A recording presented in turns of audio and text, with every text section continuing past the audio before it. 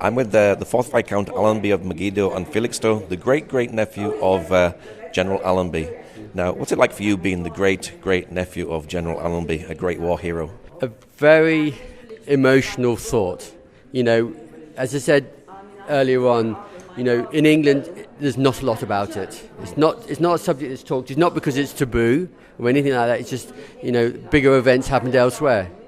And I've always been proud of Allenby because he quite clearly achieved something that's great. I was aware that they had a bridge. I was aware they had a road in Israel. There's nothing like that in England.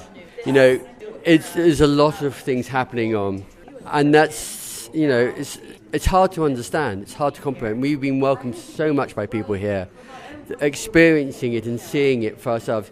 It will take me weeks to really get it all through my head. My wife will ask me, "What was it like?" This, and this. What is that? It? It's we've been given some beautiful. We've had people who have come up with photographs of their families. They were encouraging the Jewish communities to join the British Army to liberate Jerusalem.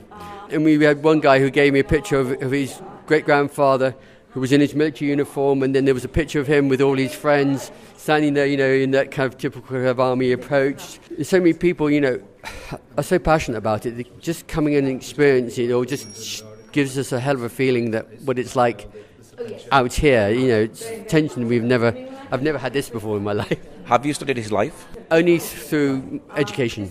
Yeah. Have you got artifacts that belong to him from the history past? There isn't a lot being sadly kept. We have a few bits and pieces. We were given a watch that was given to him by one of the Arab leaders. I can't remember the one because it's on the inscription on the watch. That was claimed to be given from one of the kings. There's no historical record of it, but we got watches and small bits of jewellery and other small artefacts, and not like General Shea, who was given a walking stick and a sword. We didn't have anything of that enormity. Families are a confusing thing. When you look at the ancestry of England and the 4th Viscount, you look at the big families. They're the 15th or the 17th Earl of Carnarvon. Their families go back way, way back. We are relatively small. I'm happy with that. And that's, there isn't that rich history which, when you build up a big family name over centuries, artifacts are kept. We are working on it. Now, he walked through the city of Jerusalem rather than come through on his horse out of respect for the city. Was he a religious man? As I said a moment ago, he had faith. He had faith in God. He had faith in his family. My interpretation of faith is a belief in God, a belief in his family. It's not a very clear-cut line. It's a bigger picture.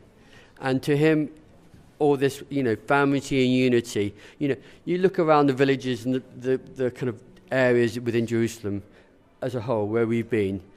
There's real family feelings. There's little areas that are built up, families within families, and you've got the placards that talk about the families that were here centuries ago. There's still a sense of family. There isn't so much of that within. I live in rural England. There isn't so much a sense of that now because I live, an hour and a half from London. We're in what is known as commuter belt. So villages get split up and divided up, land gets sold off.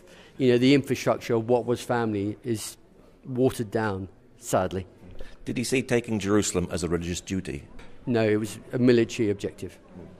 Do you think the Balfour Declaration and General Allenby taking Jerusalem was no coincidence? Was this God in the middle of it? No, I think you'd have to ask the French and the British governments about the Balfour duty, because obviously that was their plan. Allenby's orders were to take Jerusalem. As a military objective. He was a military man through and through. How do you feel about being here today to see this reenactment of what he'd done?